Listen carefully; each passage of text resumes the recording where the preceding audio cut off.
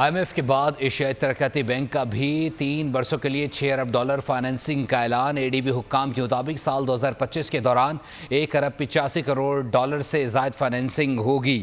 سال 2026 کے دوران $2 ارب 30 کروڑ فائننسنگ کا تخمینہ ہے۔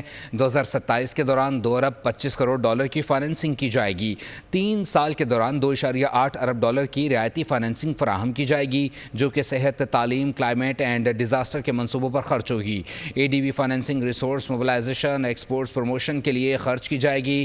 حکام ADB فائننسنگ FBR ڈیجیٹلائزیشن اور SOAs ریفارمز کے لیے خرچ ہوگی۔ سلیم مانڈوی والا کی زیر صدارت سینٹ قائمہ کمیٹی خزانہ میں کنٹری ڈائریکٹر ADB کی بریفنگ۔ ایشیائی ترقیاتی بینک پاکستان کے لیے نئی حکمت عملی بنا رہا ہے۔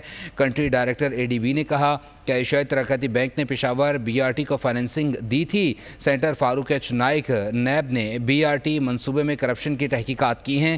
کمیٹی رکن سینیٹر فاروق ایچ نائک نے کہا، ہماری تحقیقات آزادانہ انداز میں ہوتی ہیں جس کا مقامی دفتر کو علم نہیں ہوتا۔